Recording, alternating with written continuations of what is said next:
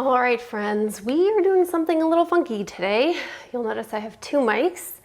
Thanks to a lot of YouTubers for being super duper, I'm talking to you, super duper supportive about vertical videos on YouTube. I am dual recording here. So I've got YouTube right here, and I've got you live on Instagram right here. But the truth is, you Instagram people, you're my favorite. So you're getting this content first, you're getting it live, you get to be a part of it. You YouTube, I like you guys too, but you're gonna get the cleaned up version. All right, so we are talking all about I got it here, all about the Canon R6. I can't even explain to you how many questions I get about this, so I really hope to answer all of them for you guys about the Canon R6. We've got comparisons coming about the R6 versus 1DX3, the R6 versus the R5. I have questions about battery life, what's best for weddings, what's my next camera upgrade, and of course my experience. I didn't want to talk about this before I had the chance to really use it on actual jobs. So you probably saw I did the promo video for the R6 for Canon, but I framed it in a way that was more, how do I put it? Not totally pro photographer, more like a, prosumer or hobbyist, or like I used a DJ, so they're a pro, but kind of different profession. So I didn't use it for wedding photography, and I know a lot of you want to use the Canon R6 for wedding photography. So I wanted to wait until I got a chance to use it. So far, I have shot 2 weddings on it, and a styled session and a portrait session here in the studio. So I've had lots of use of the R6. I've done lots of jobs with the R5, and I've been able to use them both for weddings, and that's what we're really going to talk about here.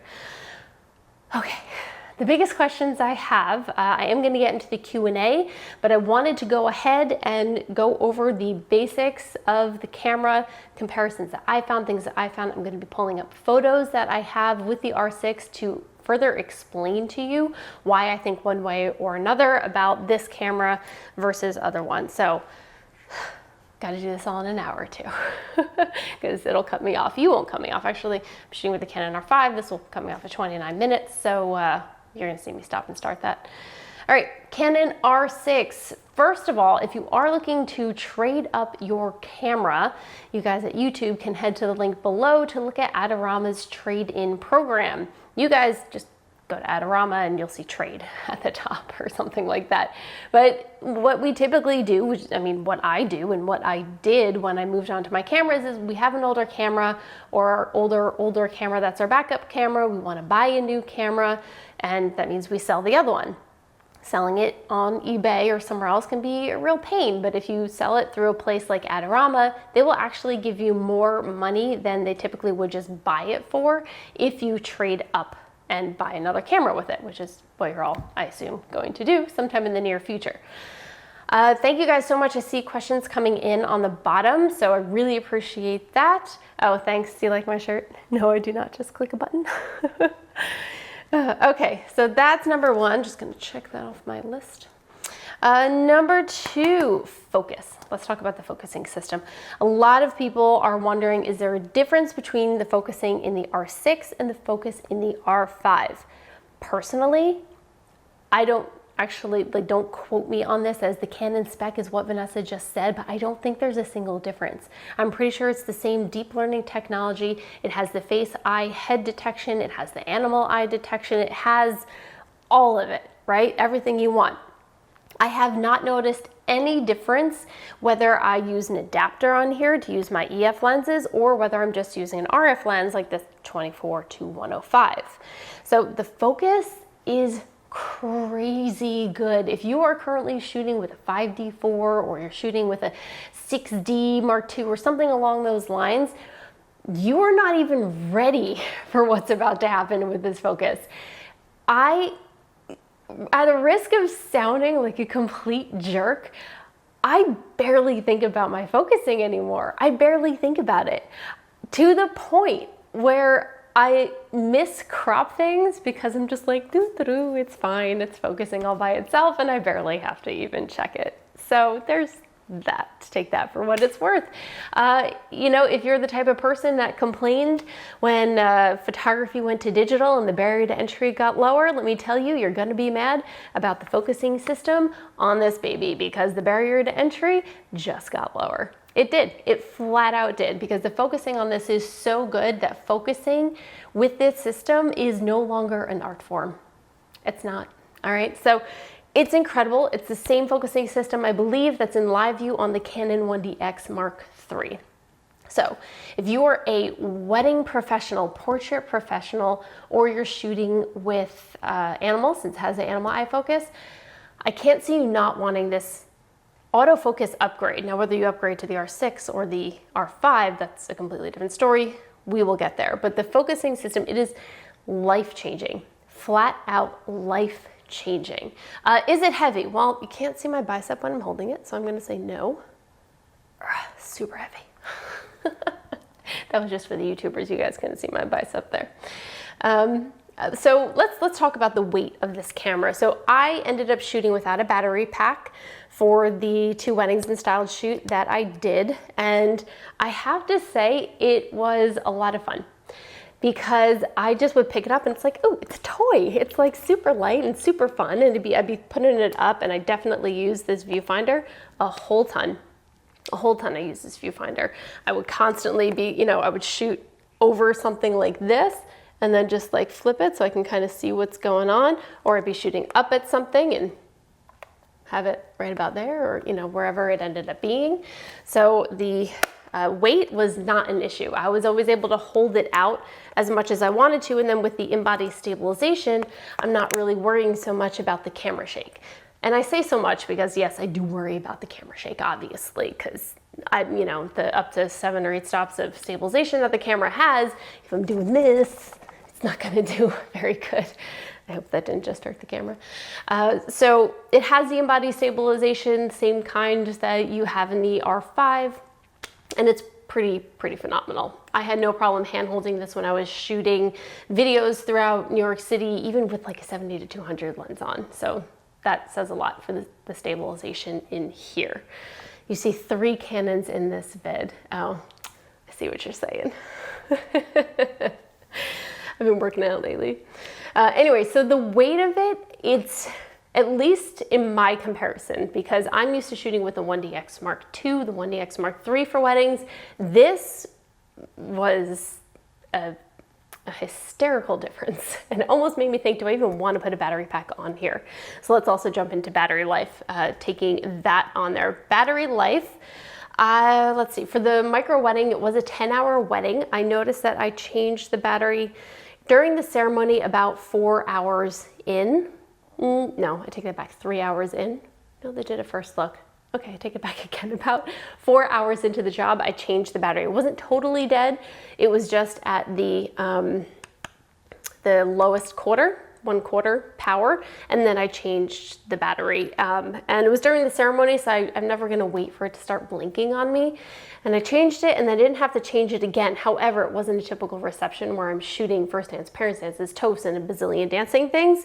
It was micro wedding, there's no dancing. We literally sat down and ate dinner for 2 hours. Thank you, Danielle and Chris, you guys are awesome. That was one of the most relaxing weddings we've ever shot. Anyway, so the battery life is what you'd expect. And again, I didn't have a battery pack on it. If I had a battery pack, maybe I would have changed my batteries out halfway through one time, almost just for safety measures. Okay, battery life. I see a lot of questions coming in here, guys. So if you can just put them in the questions I'm going to pull up, that would be super helpful, please, and thank you, because it's hard to see this chat. It's flying by for me. I do see one though, Danny Diaz. Hey, thanks for being here. How does the R6 and R5 compare to the R? Fantastic question. So the focusing system in the R is not the same focusing that's in the R5 and the R6. It's better in here. The R6, compared to the R, you're looking at a lower megapixel count, so there's that to consider. I always have said that people who are shooting with 30 megapixels with the R might want to upgrade. Your upgrade is probably going to be the R5, just because you're used to that many megapixels, you know, or maybe you're used to even cropping, even if you don't deliver that final image of 30 megapixels. If you crop a lot, then you're gonna appreciate the 45 megapixels in the R5. But if that's not a huge deal too, then the R6, especially for the price point, because there is a pretty significant price difference between the R5 and the R6, might be something to consider and to think about. All right, good, I answered your question. Danny's going with the R5. Fantastic. If you don't mind, just click on the link in my YouTube videos if you're gonna get the R5, because then I get brownie points. Always nice. Okay, battery life. Oh, let's talk about the adapters for this. And I know I addressed the adapters for the lenses. Here's the thing, if you are upgrading and you have a bunch of EF lenses, it is mildly painful to add the price of RF lenses to your purchase if you're going mirrorless. 100% painful. That's not fun, not fun at all. So what Canon has done, there are a few different adapter options, one of which you can put like an ND filter in if you're into ND filters, so that's really very cool, especially since you don't have to switch the ND filter for the size of the lens, right? So there's that. Or there's a even less expensive adapter, I think it's $199 or something to that effect, and you can use EF lenses seamlessly. So if you are transitioning from a DSLR camera and you are going mirrorless, get the adapter. Don't pile on extra expenses if you don't have the money for it, for all these extra lenses. Use the lenses that you have, that's the beauty of it. Use that time to get used to the camera, shoot with the camera, and then slowly grow your RF lens line. Because yes, of course, they're better lenses. There's a reason they're more expensive than the EF line. So just something to consider, especially since a lot of them have image stabilization in it. So that is a bonus that some of the EF lens versions of the same focal lengths don't have. So that's what I would do there. Hey Robbie, how you doing? All right, so the adapter works seamlessly. I personally have not seen any difference, have not noticed any difference, any lag, any difference in the quality, any difference in the actual focusing. And if I don't notice anything, my clients certainly aren't noticing a darn thing. All right, here's the thing. I know you all want to talk about, so I'm going to get to this and I'm going to start showing some pictures. I guess I could have been showing pictures this entire time to you guys. So yeah, here's some R5, or sorry, R6 pictures. We want to talk about the high ISO, right? Which is better? Is it the R5? Is it the R6? What's better for the ISO range? So let me go ahead and scroll to this wedding right here. And this one was shot very, very dark church. Of course, yes, they have some lights there, but it's never great shooting in a church. So these were all shot somewhere between 2,500 and 5,000 ISO. So what you're seeing right now, these are all shot at a fairly high ISO, and honestly, so happy with them. So happy with them. Of course you notice noise, you know, I'm not gonna say you don't see noise, of course you see noise, but between how well the ISO performance is here, and then of course you add some noise reduction on the images later. Let me get to a photo. This one I know for a fact was at 5,000 ISO. I don't know, I have like K here, but that's Kelvin, no, okay? With the R6, they're beautiful. Your clients are definitely not going to notice it. And I have no fear about shooting with the R6 in that high of an ISO range. So there's that. I do have another picture here from the reception. Let me just flip through. Oh, this was her walking down the aisle, I believe 2,500 ISO, very low aperture, I don't recall what it was, but the eye autofocus perfectly detecting her as they're walking down the aisle, even in low light situations, which Lord knows that's what we're all dealing with as far as wedding goes. Let me find those pictures of, oh, where'd they go? I thought I had them right all set up. Probably not, probably went by date and I won't be able to show them to you guys, no. Oh well. I'll keep scrolling, I'll find them. Anyway, so I shot at the reception, which was in a restaurant, kind of dark church. It was not church, dark restaurant. Definitely, I mean, I could bounce the pictures off the wall, but I really didn't want to. Oh, here they are. Okay. These photos were shot at 12,800 ISO. So this is pretty clean for $12,800. I had no problems with these. Again, do you see noise? Of course you see noise. It's $12,800. There's another one right there. But able to shoot in natural light, not using a flash, just for funsies, right? Now, how does the ISO performance in the R6 here compare to the R5? Quite frankly, I don't know.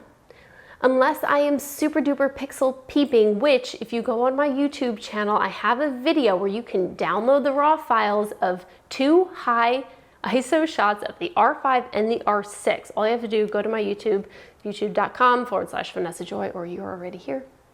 You can search for R5 versus R6 high ISO. If you guys know Marissa Roper, she is the thumbnail there, but you can download 2 raw files, one of the R5 and one of the R6, both at high ISO ranges. So you can pixel peep all you want. But the point is, depending on what you're shooting, you know, while we might notice a little bit of a difference, our clients likely won't. And ultimately, that's what I need to be concerned about. If the R6 and the R5 are both giving me a type of confidence that I didn't have before, and you know, if I, God forbid, had to go to 2,500, I wouldn't even touch 5,000. I'd be nervous about it and worried about the color and worried about how the pictures will come out and all the noise and grain and everything else. But now I don't have to worry about that. It just gives me a different perspective. I don't know why I'm still holding this here. I don't have a good place to put it that's like in sight. Oh, there we go. That'll work. Anyway, so I don't know which one is better. You can download those images and pixel peep all you want, but I do know that both of them are the best I've seen from Canon, and more than enough to do what I need to do for my clients. So go ahead, pixel peep all you want. That's what I got to say about that. Ooh, let's get in to weather sealing. Now, one of the micro weddings that I shot, let's just go ahead and scroll over to that one. One of the micro weddings that I shot, oh, this is a lot of scrolling. Always fun doing this live. Nope, not that wedding, not that wedding. Yes, this wedding. So this gorgeous bride had a micro wedding. She had to postpone her big wedding until actually 2022. But so these are all images shot on the R6. Oh, and this is with an adapter, with a macro adapter, 100 2.8 Canon macro. But the point is, it rained on our wedding day. So I will say, I am a big stickler about weather sealing, and it's because I've always shot, or you know, for the most part shot with the 1DX line, which is known for how durable and how reliable it is, right? You've got that 1DX that, you know, Explorer of Light, Larry Chan can bring into dusty race car scenarios, or he has this story about literally catching himself falling into ice with a 1DX3 on both sides, and that's what caught him, and he could still shoot with the cameras. That's insane. That's insane weather sealing. That's crazy. So it was raining on her wedding day, and to be honest, I had my R6 and I was like, you know what? I know the weather sealing on this is about the same as the 6D or 6D Mark II, I believe, as opposed to the R5, which is about the same weather sealing as the 5D Mark IV. I decided to put this down, and I took my 1DX3 and I stood in the rain because we were shooting in a gazebo, which I actually just realized, well, I don't have those photos because I shot them with the other camera, so I didn't pull them. I was standing in the rain while I was photographing them in the gazebo so that they were at the edge of the gazebo with the light hitting them on the front, and then I was standing in the rain photographing them in good light, and they look amazing, and I was soaking wet like a dog. You may have seen it in my Instagram stories, but I decided to not take the R6 out and put it to the test. I just didn't want to. This is borrowed from Canon CPS, so I certainly didn't want to test it with someone else's gear, and actually I wouldn't want to test it with my own gear as well. So that is something you are not having as much of as you are in like a 1DX line. Another thing to consider, and differences between the DSLR line, okay, and the mirrorless is changing lenses. Now, if you are a purist and really just don't work weddings, you and don't shoot with two bodies, or you do shoot with two bodies, you never take off the lens without turning off the camera. I'm a crazy person. I'm sorry. Not only, I used to always turn off the body when I changed a lens, but since being on Creative Live or any time where I've had to HDMI out or tether out, if you turn off the camera when you're changing lenses, you kill your tether. So ever since then, I stopped turning off the camera, and I've also been able to switch lenses and not miss shots because of not having to wait to turn the camera on and off, because there is a split second of time. And if you work weddings, you know you only have a split second of time to do things sometimes. So with my point with all of this is with the mirrorless line, when you take off the lens and it's off, you see the shutter there, right? It's off, yeah, you see the shutter there. But if you do it when it is on, oh, I don't even have a battery in this. Well, good, because it's better I don't actually do it. When you do it when it's on, the shutter is up and your sensor is just exposed to the element. So it's better to change your lens with this off. So keep that in mind if you're like me and you typically switch without bothering to turn off your DSLR. The DSLR, you have the mirror down, so you have an extra added protection against the elements, and of course you're changing it with the sensor down anyway. So just something to consider when we're on the weather sealing. That's not weather sealing, it's just part of the sealing of the elements. Okay. This camera is Wi-Fi enabled, which I've used for same-day edits, which are actually all of the images that you're seeing here are exactly that. They are same-day edits that I've shown them the day of the wedding, which has been huge. They absolutely adore seeing all these pictures the day of. I actually hand them an iPad with all of them on there, and then I airdrop these photos to their phone before we leave for the day, and it's been great. I don't have to bring my laptop with me anymore. I used to do it where I'd bring my laptop and then I'd edit the photos and then I'd put them on the digital picture frame or the iPad. Now all I do is I Wi-Fi them straight from the camera, goes to my phone where I have my Lightroom presets that are mobile. I edit them all I want, which is usually just throwing on the same preset. I use the Joyfully Simple preset in my own preset pack, which of course you can grab at the link below on YouTube, or check out the link in bio for Instagram. But yeah, so that's been a faster process and less gear to carry because of that. And there is a difference between the R6 and the R5 and their capabilities, speed as far as Wi-Fi goes. Especially with the R5, you have the ability to upload straight to a server, but it doesn't hold that much information before you have to empty it. So you're not getting a whole lot out of it. Sorry, my face is in front of these pictures here. Anyway, so a little bit of a difference between those two cameras, but again, for my use for my clients, for my use for my weddings, we are looking at pretty much the same functionality. Let's talk about the dynamic range. I wanted to pull up this picture right here. This picture was taken inside of a tent for the styled shoot. And if you've ever shot inside of a tent, you know that the inside of the tent is dark. And if you're trying to shoot outside versus the background being the inside of the tent, you usually blow out the background. But this, and I did wait for a cloud to pass by, this is a really good example of the dynamic range of the camera, but also it was slightly restored. Nothing really blew out in the background, but it's still a good example of having like that shade. The cake was definitely a little bit darker when I originally exposed it, as opposed to the background being a lot brighter. So is it the dynamic range, best in the world? Probably not, but I think again, depending on your clients, depending on your use, perfectly suitable. And then of course, like I did here, evening it out a little bit in Lightroom later really, really helped. Okay, let's talk about the R6 in compared to the 1DX Mark III. People are constantly making that comparison because both of the cameras have the exact same sensor and processor. I don't know if they both have the same low pass filter though. I'm not entirely sure about that part. I try to be as techie as I can, but I fail sometimes. So everyone always compares these two cameras, the 1DX Mark III and the R6, because they are of similar, well, they're the same sensor and the same processor. But I don't think it's fair, to be honest, to compare the two of them. Just trying to get some more pictures for you guys here.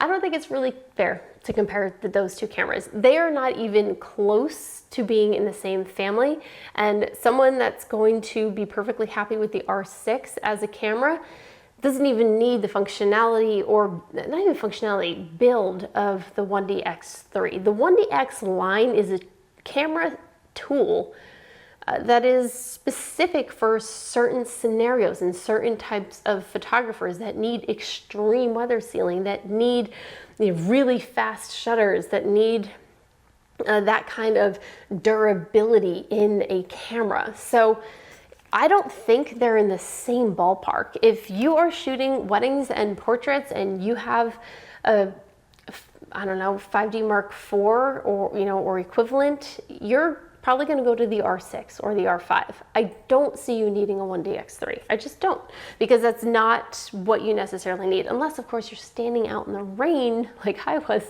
last weekend or the weekend before. Then of course that's a different story. All right, so now comparing the R6 to the R5, here are the things that you have to think about. And I'm going to frame this in a way where I'll give you the comparisons that are relatable to practical use, all right? I don't care what your specs say. It's irrelevant, really, your specs, when you're talking about the use as like a working photographer, or because what actually matters? It matters if it makes your life more convenient. It matters if your clients notice a difference. Ultimately, when I was looking for photos to pull up here for this stream, for this video, I couldn't remember if I shot them with the R5 or the R6. I'm looking at this photo right here like, wait, what was that the job I shot with the R5 or the R6? And the truth is, if I have a trouble remembering and I can't just look at the photo and go, oh yeah, R5, oh yeah, R6, your clients certainly aren't going to notice the difference. So I think the comparisons, when you're comparing those two cameras, think about what you're upgrading from, and think about your needs. If you crop a lot, I think you should be going with a higher megapixel camera. Go with the R5. If you are just getting into mirrorless and your budget only allows for the R6, then go straight for the R6. If you have the R already, I think the R5 is your upgrade from there. If you have a 5D Mark IV, I think your upgrade is the R5, because again, you're used to a higher megapixel. While it doesn't necessarily matter, I think it's more of a mindset where you might be bothered by that, going down in megapixel. It's not necessarily a downgrade. We could have a whole debate about megapixels. I'm just more looking at it as your perception, your perceived value on it. And I think you would be happier going to the R5 if you're coming from a 5D4 versus the R6. Those are just my opinions. Those are the things that I think about. Thank you so much. I see all these questions coming in. I will happily get to them as soon as I get through my little list here. Oh, does the EVF hurt your eyes? Now, this is a good comparison between the R5 and the R6 because they do have different electronic viewfinders in the screen here. So when you're actually looking through the viewfinder, you're looking at a little mini television screen. Does that hurt your eyes? Everyone wants to know that. I will say, when I started shooting with the R, it did take some adjusting. I would look at it and be like, oh yeah, this is a mirrorless camera. This looks a little funky, not quite as smooth, and it kind of did give me a little bit of a headache. The R6 didn't, and I kept forgetting that I was shooting with the mirrorless, and same thing with the R5. You could debate whether that's because I was used to mirrorless a little bit with the R, and that's why, but after shooting with the R6 all day on a 10-hour wedding day, and then again, I guess it was a 6-hour wedding day the next day, actually, and then the day before those two weddings, I shot about 5 hours in a style shoot. No problems. No problems. It did not give me a headache, did not hurt my eyes. If you're just coming, if you're bouncing from DSLR to mirrorless, yes, you might have a little bit of an adjustment period till like your brain wraps its head around what's going on. Okay, and the ultimate question here, what is best for weddings? The R5 or the R6? Well, I don't know. You know what's best? Whatever one you want.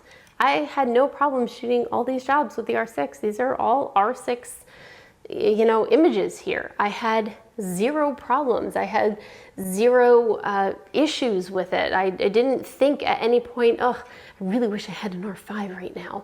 No, the only time I switched to the R5 at this particular wedding here with Danielle and Chris was when I went to go do their nighttime portrait, and I will say about 70% of the time, the nighttime portrait ends up being the one that they blow up on a wall 24 by 36.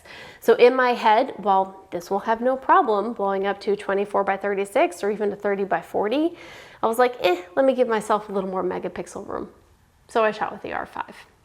Now, as far as feeling, okay, because stats are one thing and how the images come out and all that, as far as my comfort level and feeling goes, I feel more secure with the R5, maybe just because I know there's more tech in there that's got my back. There's nothing wrong with the R6. I have no problem shooting with it, but for whatever reason, my feeling is that I enjoy and feel more secure with the R5. Take that for what it's worth, just flat out take it for what it's worth. That's all it is. All right, so I hope I showed you lots of pictures here. I want to get into the questions that you had because you guys have a lot of questions. I'm planning to make the move from DSLR to mirrorless, so Sony Nikon Z or Canon R6. I've only shot with the R6, so I feel like I can't give you an actual comparison and answer to that. That is definitely where I am not a camera viewer. I'm just a working photographer that does this. I can't give you an actual answer to that because I've never shot with the Z and I've never shot with the Sony. And again, I am not about just comparing specs for specs' sake. So there's that. Okay, let's get to the other question. Oh, very funny. Let's see. Dynamic range, sharpness, please, and also eye and face detection. So I guess you want to know about all those things, but we already talked about all those things. So there's that. It's all on point. Let me try to find questions. Oh, here we go. This is a good one. Night photography. So how, I assume you just want to know about night photography and this camera. Again, going with the high ISO capability, I haven't found any problem shooting with night photography, and with the autofocus being so on point, it is so much easier to focus for those night photography shots. Before, admittedly, I would miss focus on my night shots constantly, so much so that I had the habit of overshooting them just so I could get a good focus lock. Now I don't have that problem, and I've been shooting even lower apertures because the camera's doing the work for me. Okay, do you use Wi-Fi from your R5? Yes, although I believe it's Bluetooth when you're using the Canon Connect app. I believe it's Bluetooth. That's actually a bit faster to use going back and forth. This is a good question. What SD card size do you use in the R5? So I am using a Pro grade 256 gigabyte SD card and ironically 128 gigabyte CF Express card in the R5. It's just what I have. It's just what I have. That's all there is to it. That's just what I have.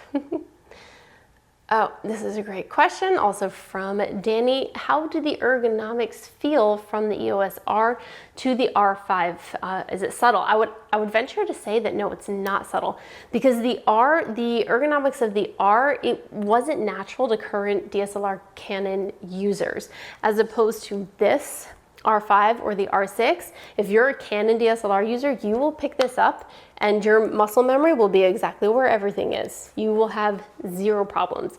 The R, it took a little bit of a learning curve to remember where things are, and things are absolutely different. So I will say that I'm very happy with the ergonomics of these two new cameras. Oh, this is a good question.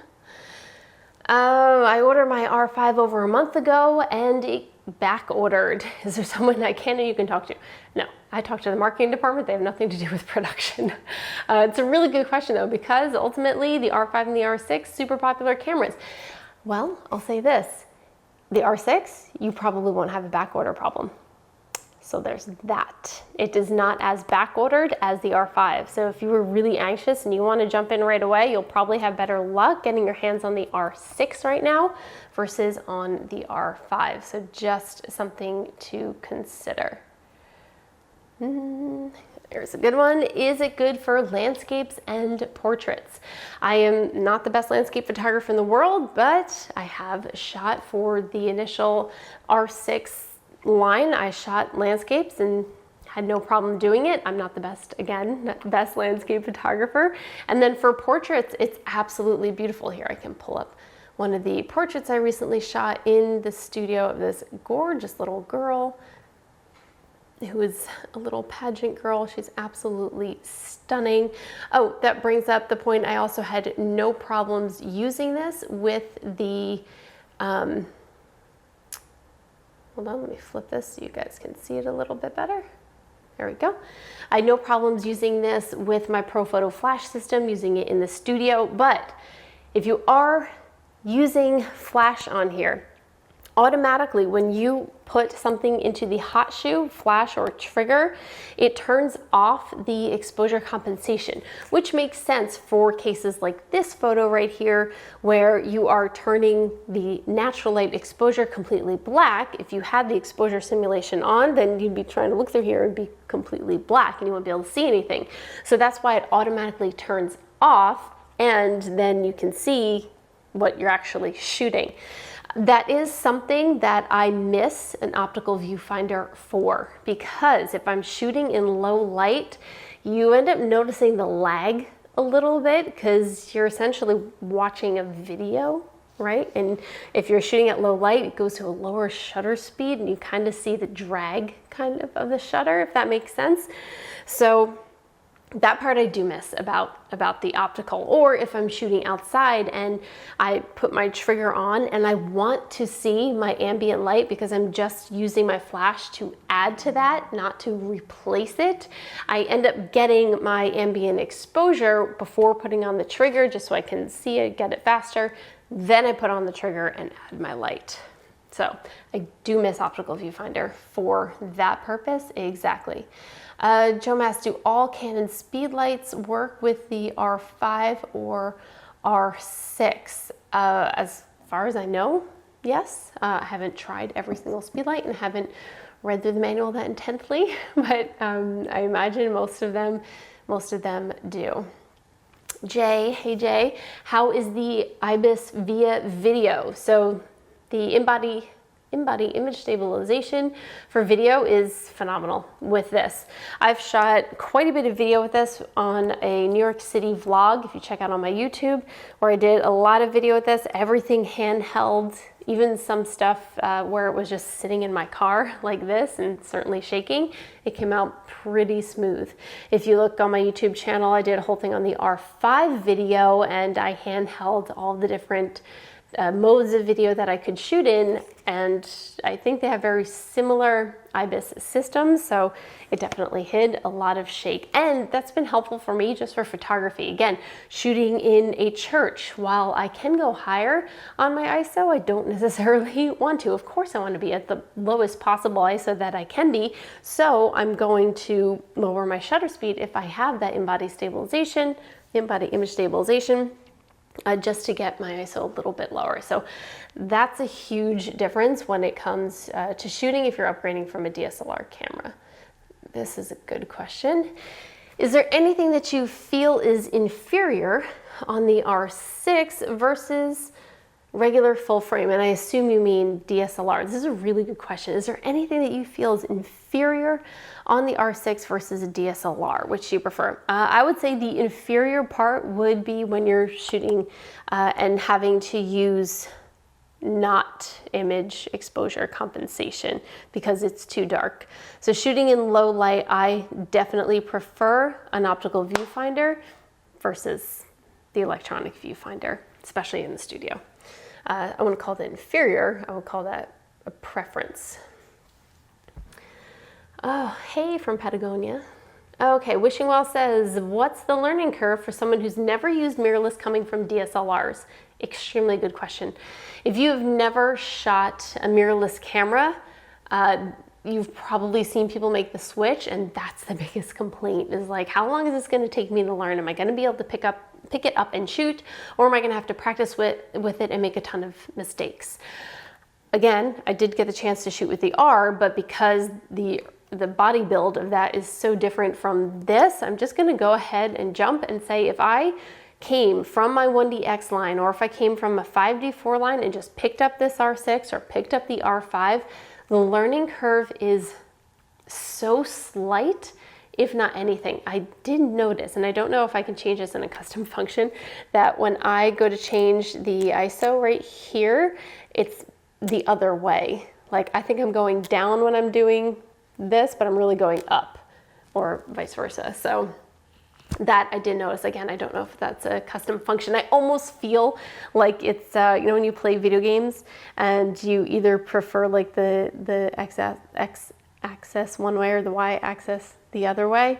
Well, my video game people will understand. I'm the weird one. Or like when you do a scroll on the mouse. So when I scroll down on my trackpad, now I can't remember what I do. Yeah, I go like this. But some people scroll down but going like that, more like a touch. So it's kind of that feel. But again, not really a huge learning curve. You won't have a problem. I keep looking over here because I feel like my phone is vibrating, but I'm recording on my phone, so that can't be true. R6 or R5 for photos. Ultimately, get your last questions in, by the way, because we're going to wrap up in a minute. Ultimately, I think that's the big question. R6 or R5 for photography. As a working photographer and not a camera reviewer, I want to answer this question for the fellow working photographers out there. I think if you are coming up from a DSLR that's around the 20 megapixel range, I think the R6 is going to be your jam. But if budget isn't an issue and you like having all the tech and you're already shooting with 30 megapixels or more, you're probably going to like the R5 better. And I think it has a little bit more longevity. Anything with more tech tends to have a little bit more longevity. So that's what I think for photography. And again, like I mentioned before, you can do yourself a favor and work with a trade-in program to sell one of your old cameras for a higher price than a camera store normally would have bought it for if you're trading up and buying the camera through them. So I have a link to Adorama in the YouTube description, or you guys can just head to adorama.com over here. All right, just gonna scroll through these questions to see if there's any. Oh, one more. This is from Jay, and this is my Jay, by the way. This is my Jay, my office manager / life manager Jay. What do you like about the R6 versus the R5? So what I like about the R6, and again, maybe it was because I didn't have the battery grip on it, I liked how light it was. It made it very fun to shoot. It made it more enjoyable. Like, I don't know, like I was playing with a toy again, which is kind of how we all felt when we first started photography, right? So I enjoyed that about the R6, that it was so light, it was almost playful. I don't know if cameras can be playful, but I'm just gonna roll with that one right there. And then of course, why not bring up Jared Poland's question here? Well, my question is, go ahead, Jared, ask the question. Typical Jared, he always likes to have his negative say on my stuff. Okay, I think I got all the things. Except for knowing how to turn off the thing here. So let's X out of you. Okay, can you talk about the differences between the two models? We did a lot of that, Lady Parchment, so you're gonna have to rewatch us when I stick it on IGTV or here on YouTube. When are you giving away a new Canon R5? Well, it's not outside the realm of possibility. You guys know that I gave away a Canon R and a ProPhoto A1X, a copy of my book, and a copy of Capture One earlier this year. I did it during Q2 2, so March, April, May, and gave it away in June. So it's not outside the realm of possibility that I would be giving away one of these new mirrorless cameras. So make sure you are subscribed to my YouTube, hit like, share this with somebody who you think would appreciate it. And I hope I've given you a round view of the R6, especially in comparison with the 1DX3 and the R5, and helps you figure out what your next camera is going to be. Thank you guys so much. And last question, yes, 20 megapixels is more than enough. Unless you're, I don't know, are you putting stuff on billboards with a minimum standing distance of 6 feet? If then, no, not 20 megapixels. But other than that, you should be good. All right, I'm gonna end you guys later. I will see you later. Bye. And YouTube, you guys are still here. I got you. All right, well, let me know in the comments what you think about the R6. If you've had a chance to play with it, even better. I'd love to hear about it, and I'm glad you stuck around this long. If you stuck around this long, oh, here's a secret. If you guys stuck around this long, I want you to put in the comments something weird. Something weird, so nobody knows what you're talking about. Just put in the comments your favorite thing to put peanut butter on. Ooh, that's gonna end badly. All right.